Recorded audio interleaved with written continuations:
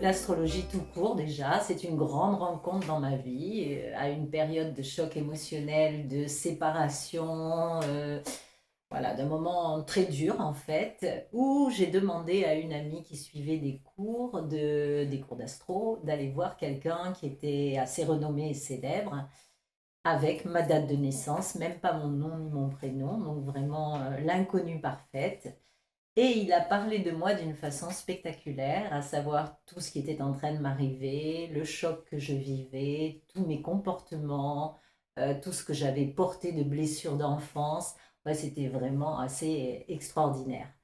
Et là-dessus, je m'intéressais en même temps à l'astrologie chinoise parce que personne n'avait beaucoup exploré l'astrologie chinoise il y a 25 ans.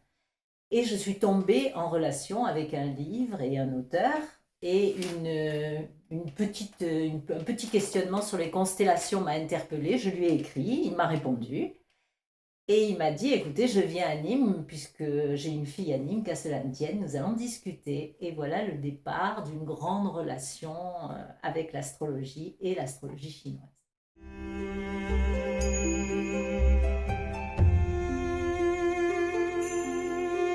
Alors, avant de parler des spécificités, il faut savoir que toutes les astrologies peuvent répondre d'un individu sur la planète, hein, peuvent essayer de le capter. L'astrologie chinoise, elle a quelque chose, d'abord elle est très essentielle, elle arrive à être très synthétique, très synergique, et en même temps, elle a, on pourrait dire, des volets différents pour identifier l'individu. Donc, elle va parler de son potentiel sous forme de méditation poétique des colonnes. Donc, ça, je pense que c'est la seule astrologie à nous donner une vision cosmique, un petit peu comme si on nous regardait à travers un écran de télé, mais d'une façon immense, d'une façon universelle. Donc ça, c'est la seule à donner cette méditation avec laquelle on peut travailler toute sa vie. Elle a plusieurs tableaux. Elle a des tableaux de chance, elle a des tableaux qui montrent les saisons de la vie. Elle a un tableau très important sur lequel je travaille beaucoup, qui est le transgénérationnel et en même temps l'âme. Donc, qu'est-ce que nous portons justement à ce niveau-là de blessures, de difficultés et qu'est-ce qu'il faut aller voir?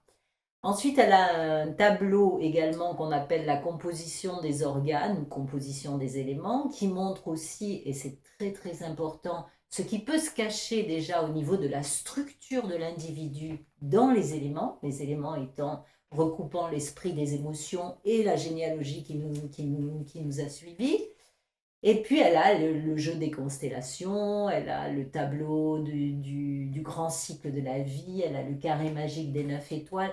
Donc en fait, il y a énormément de volets différents où on peut travailler sur des passages différents, c'est-à-dire aussi bien sur les organes, sur les blessures, sur les émotions, que donner des conseils sur le corps physique, puisque quand même, elle amène aussi l'acupuncture, hein, que le travail transgénérationnel avec les blessures, que le potentiel énorme des colonnes qui montre tout ce dont on est capable, qui fait de nous des petits Hercules, hein, quelque part. C'est ça, prendre conscience de sa force et jouer avec. Donc, je crois qu'elle a toutes ces séries-là de choses qui sont extrêmement intéressantes et qui ne sont pas vues de la même manière dans les autres astrologies.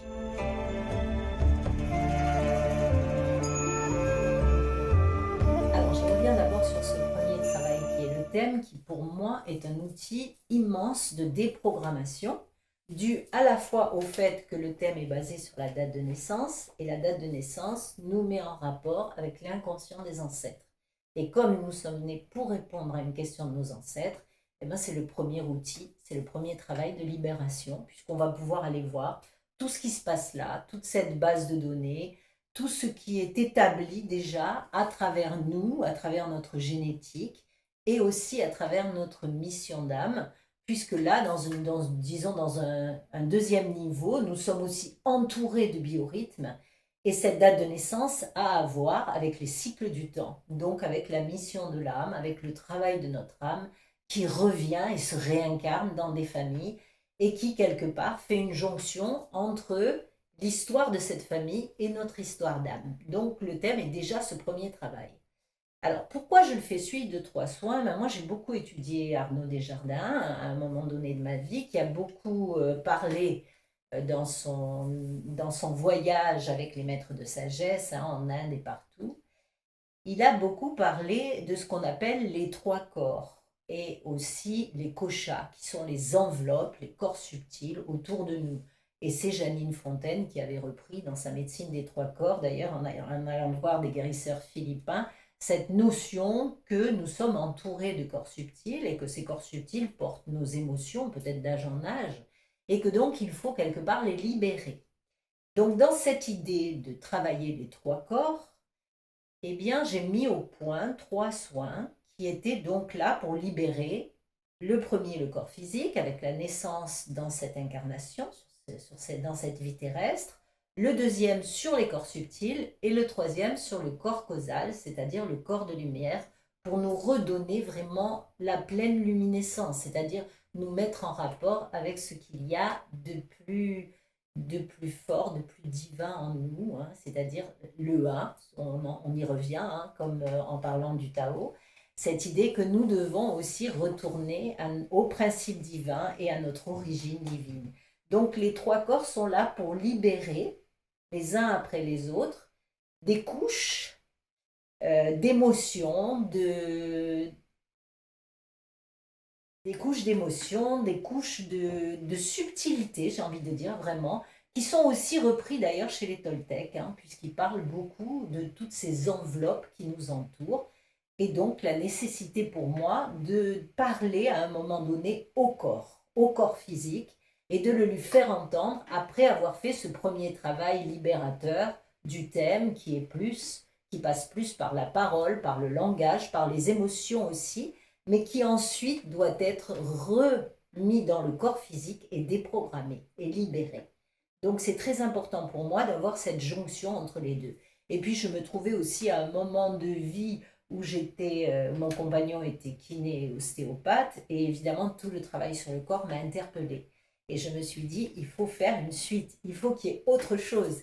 Il ne faut pas rester que juste dans le mental et dans l'intellect, il faut que le corps écoute, que les organes écoutent et que tout guérisse. Voilà pourquoi le travail sur les trois corps. Alors, qu'est-ce que ça apporte ce travail du thème et des trois soins avec moi? Je pense une connexion profonde entre notre personnalité, persona, hein, le masque, c'est-à-dire l'ego qu'on revêt dans cette vie et qu'on est obligé de revêtir, on en a besoin, et puis l'individualité. L'individualité, donc, c'est notre place de façon plus large dans l'univers. Et je crois que ça fait une connexion profonde qui nous permet aussi de nous distancer de cette petite histoire de vie que nous vivons et finalement de prendre nos ailes, de prendre notre envol.